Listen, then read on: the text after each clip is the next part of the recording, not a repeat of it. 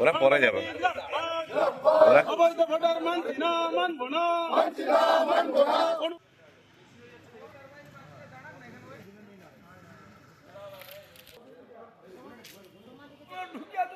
তুই পুলিশ লয় শিশিরা ডেপুটেশনটা হচ্ছে এসআইআর ঘোষণার পর থেকে তৃণমূল কংগ্রেস যেভাবে এসআইআর এর বিরোধিতা করছিল এবং সর্বোপরি ওরা ভারতীয় জনতা পার্টির ঘাড়ে সমস্ত দোষ সাধারণ মানুষকে উস্কে দিচ্ছিল।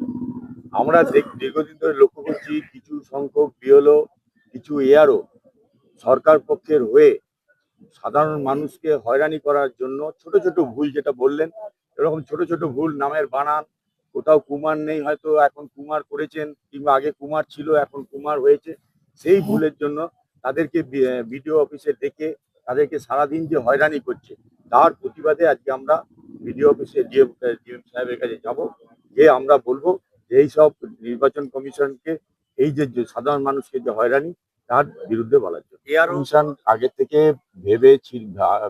ভেবেছিল বলেই যে পরিমাণে ডেটা এন্ট্রি নিয়োগ করতে বলেছিল, রাজ্য সরকার কিন্তু সেটা নিয়োগ করেনি, যার জন্য বিহারে কিন্তু আজকে এই জিনিসটা হয়নি, কিন্তু পশ্চিমবাংলায় সেই জিনিসটা ঘটলো।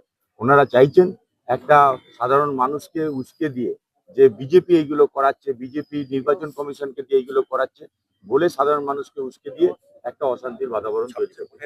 26-এর ভোটে ধরুন বিজেপি ক্ষমতায় আসছে, সেটা তৃণমূল কংগ্রেস ভালোভাবেই বুঝে গেছে যে এসআইআর যদি ঠিকঠাক হয়ে যায় তাহলে তৃণমূল কংগ্রেসের আসার কোনো সুযোগ নেই। বিজেপি 26-এ আসছে বলেই ওরা ভয় পেয়ে এইসব জিনিস করছে। দেখুন, আজকে আমরা ডিএম অফিসে ডেপুটেশন দিচ্ছি, কারণ বিগত কয়েকদিনে লক্ষ্য করছেন ইসিআই মানে নির্বাচন কমিশন যে গাইডলাইন দিচ্ছে, সেই গাইডলাইনকে উপেক্ষা করে সরকার মদতপুষ্ট কিছু এআরও ইআরও বিএলও এরা ওদের নিজেদের মতো করে যে মানে ছোট ছোট ভুল, নামের ভুল, বানানোর ভুল, এগুলো ইচ্ছাকৃত উদ্দেশ্য প্রণোদিত ভাবে মানুষকে হয়রানি করছে এবং ওদেরকে ডেকে বিভিন্ন যে ব্লক অফিসে ওদেরকে ডাকা হচ্ছে এবং সেখানে তৃণমূলের লোকেরা মাইকিং করে এবং বিভিন্ন ভাবে ওদের ক্যাডাররা এবং সাধারণ লোকদের যেভাবে উস্কানিমূলক প্ররোচনামূলক কথাবার্তা বলছে নির্বাচন কমিশনের বিরুদ্ধে এবং ভারতীয় জনতা পার্টির বিরুদ্ধে সামনে যে নির্বাচন, সেটার জন্য এদের যারা এইভাবে মানে আইনের উপেক্ষা করে এবং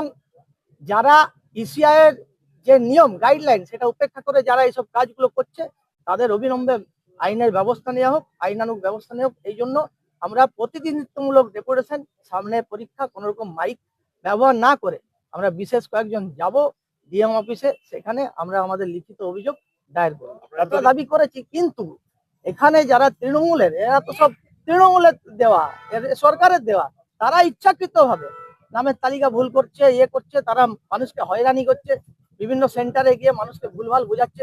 তার জন্য ডিএম অফিসে আমরা জানাচ্ছি, নির্বাচন অধিকারী এখানে যিনি সর্বোচ্চ মাথা বাঁকুড়া জেলায়, জানাচ্ছি। এছাড়া মুখ্য সচিব এবং অর্থ সচিবকে বলা সত্ত্বেও ডাটা এন্ট্রি অপারেটর নিয়োগ করেনি যথেষ্ট পরিমাণে।